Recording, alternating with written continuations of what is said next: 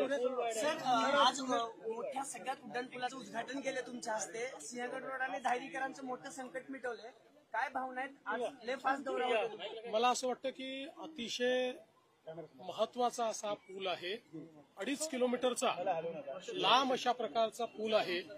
3 टप्प्यातला पूल आहे. त्याच्यामुळे मोठ्या प्रमाणात ट्रॅफिकचं जे काही मॅनेजमेंट आहे ते या पुलामुळे सुकर होणार आहे आणि जो काही एक ट्रॅफिक जॅमचा फटका पडत होता तो दूर होणार आहे. याच्याने पोल्युशन कमी होणार आहे आणि म्हणून मला असं वाटतं की पुणेकरांना हा एक अतिशय चांगला अशा प्रकारचा या गणेशोत्सवाच्या काळातला एक उपहार हा या ठिकाणी देण्यात आलेला आहे. आणि सगळ्यात महत्वाचं आहे की याची जी ठरलेली तारीख नियोजित डेट होती जी कंत्राटदाराला दिली होती त्यापेक्षा 6 महिने आधी त्याचं काम पूर्ण करून आज त्याचं लोकार्पण करण्यात आलंय.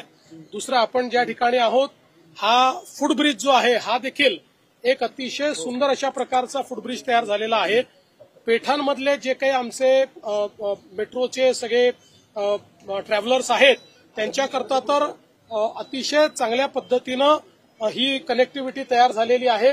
याच्यामुळे सिमलेसली मेट्रोमध्ये त्यांना ट्रॅव्हल करता येईल आणि मला असं वाटतं की त्याच्यातनं ट्रॅफिकचं रेग्युलेशन देखील मोठ्या प्रमाणात होईल आणि विशेषतः पेडेस्ट्रियन म्हणजे पादचारी अशा प्रकारची जी व्यवस्था मोठ्या प्रमाणात झाली पाहिजे हे अपेक्षित असतं ते या पुलामुळे होणार आहे. आणि आपण बघू शकता अतिशय आयकॉनिक अशा प्रकारचं स्ट्रक्चर या पुलामुळे तयार झालंय. हे मला असं वाटतं अत्यंत महत्वाचं आहे. सर, कोर्टात आज सुनावणी पार पडली आंदोलनासंदर्भात आणि 4 वाजेपर्यंत मुंबईचे रस्ते मोकळे करा अशा पद्धतीचे कोर्टाचे आदेश आहेत आणि इतर ठिकाणी आंदोलन होणार नाही याची देखील काळजी घेण्यात येईल. मला असं वाटतं मी प्रवासात असल्यामुळे कोर्टाने नेमकं काय म्हटलंय ते मी ऐकलेलं नाही पण कोर्टाने मला जे समजलं त्यात हेच सांगितलेलं आहे की जी काही परवानगी होती ती परवानगी काही अटी शर्तींचा होती त्याचं उल्लंघन झालेलं आहे आणि विशेषतः रस्त्यावर जे काही गोष्टी चाललेल्या आहेत त्या संदर्भात कोर्टाने प्रचंड नाराजी व्यक्त केलेली आहे आणि काही निर्देश हे दिलेले आहेत. जे काही कोर्टाचे निर्देश आहेत ते पालन करणं हे प्रशासनाला क्रमप्राप्त आहे. प्रशासन कोर्टाच्या निर्देशाचं उचित पालन करेल.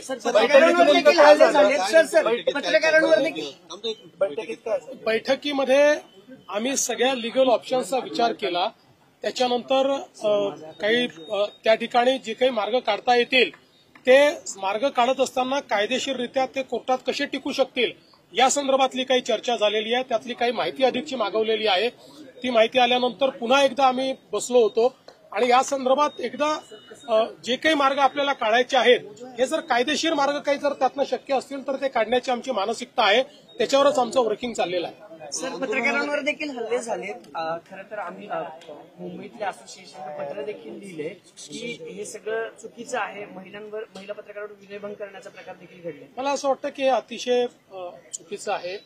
पत्रकारांवर हल्ला आणि विशेषतः महिला पत्रकारांचा विनयभंग हे कुठेतरी गालबोट लावणार आहे. कारण आपण 30 पेक्षा जास्त मराठा मोर्चे बघितलेले आहेत. त्याची शिस्त बघितलेली आहे आणि मला असं वाटतं की त्या मोर्चांनंतर सरकारने सकारात्मकतेनं केलेला निर्णय देखील त्या काळातला किंवा शिंदे साहेबांच्या काळातला आपण बघितलेला आहे. त्यामुळे अशा प्रकारे शेवटी पत्रकार असतील किंवा विशेषतः महिला पत्रकार हे आपलं काम करत असतात. त्या ठिकाणी रिपोर्टिंग करत असतात. किंबहुना लोकशाहीमध्ये तुमची भावनाच पोचवण्याचा प्रयत्न करत असतात. अशावेळी त्यांच्यावर असा हल्ला होणं हे बिलकुल महाराष्ट्राच्या एकूण संस्कृतीला शोभणारं नाही. अतिशय अशोभनीय आहे आणि याचा सगळ्या स्तरावर निषेध झालाच पाहिजे. होत्या त्यांनी तुमचा जुना एक व्हिडिओ दाखवला तुमच्या भाषणाचा मराठा आरक्षणासंदर्भातला आणि त्या संदर्भात सरकार कुठेही चर्चा करताना दिसत नाही. पहिल्यांदा तर असं आहे की माझी सुप्रियाताई सहित सगळ्यांना विनंती आहे की अशा प्रकारच्या सामाजिक प्रश्नावर राजकीय पोळी भाजणं हे बंद केलं पाहिजे. कारण त्यातनं आपलंच तोंड पोळतं.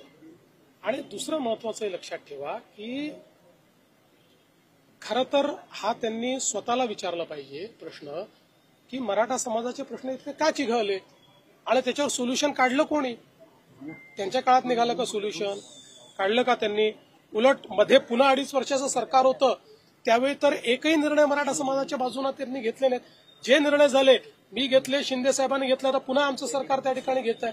त्यामुळे मला असं वाटतं की आपली राजकीय पोळी भासणं त्यांनी बंद केलं पाहिजे. सर, साऊथ मुंबईच्या लॉ एन्फोर्समेंट कोलॅप्स झाली अशी टीका केली जाते. काही ऍक्टर्सनी सुद्धा तसे ट्विट केले. नाही, लॉ एन्फोर्समेंट कोलॅप्स झालं असं म्हणता येणार नाही, कारण काही ठिकाणी स्पोरॅडिक अशा प्रकारचे बंद आणि रास्ता रोको झाले. त्या ठिकाणी अर्ध्या तासात, 15 मिनिटात, 20 मिनिटात पोलिसांनी ते रस्ते रिकामे केलेले आहेत. त्यामुळे लॉ अँड ऑर्डर कोलॅप्स झाली असं म्हणता येणार नाही. काही घटना मात्र अशा घडलेल्या आहेत की ज्या भूषणावं नाहीये आणि अशा प्रकारची अपेक्षा आंदोलकांकडनं नाहीये. आता जर त्याचंही समर्थन होणार असेल तर मात्र मग महाराष्ट्राची संस्कृती कुठे चालली आहे. आपण छत्रपती शिवरायांचं नाव सांगणारे लोक आहोत, आपण छत्रपतींचा इतिहास सांगणारे लोक आहोत आणि छत्रपतींचा इतिहास सांगत असताना अशा प्रकारे जर आपण वागलो तर कुठेतरी आपण त्या ठिकाणी छत्रपतींचा अपमान करतो आहोत का, त्यांच्या संस्कृतीचा अपमान करतो आहोत का, अशा प्रकारचा प्रश्न आहे.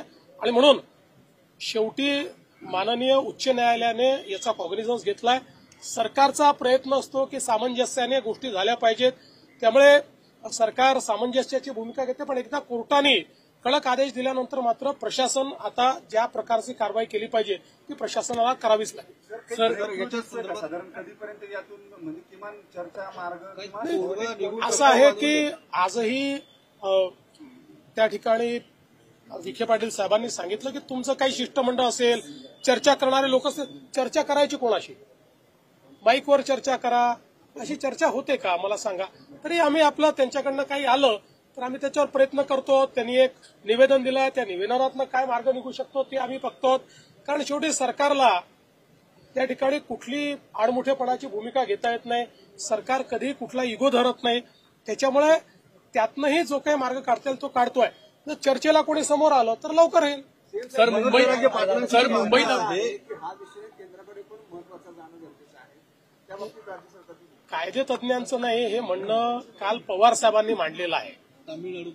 पण कायदे तज्ज्ञांनी हे स्पष्ट सांगितलं आणि सुप्रीम कोर्टाने सांगितलंय की हा मुद्दा राज्याच्याच अखत्यारीतला आहे, हा केंद्राच्या अखत्यारीतला नाही. सर, मुंबईत व्यापाऱ्यांकडनं सुद्धा एक पत्र देण्यात आलेलं आहे की कुठेतरी मुंबई स्टँडस्टिल पोझिशनमध्ये येते. या व्यापाऱ्यांना काय आव्हान असेल? मला असं वाटतं की आम्ही बघा पहिल्या दिवशी जो काही लोकांनी धुडगूस घातला त्यामुळे व्यापाऱ्यांनी दुकानं बंद केली, ते निघून गेले आणि मग लगेच आम्हाला उपाशी ठेवण्याचा प्रयत्न केला वगैरे आरोप लागले. पण ते काही कोणीही त्या व्यापाऱ्यांना सांगितलं नव्हतं. तिथे काही लोकांनी धुडगूस केल्यामुळेच ते व्यापारी निघून गेले होते. म्हणून नंतर आम्ही त्यांना सांगितलं तुम्ही दुकानं उघडी ठेवा, आम्ही पोलीस फोर्स ठेवतोय, कुठेही आम्ही काय उधळणार नाही. त्यांनी दुकानं उघडी ठेवली, दुकानं उघडी आहे.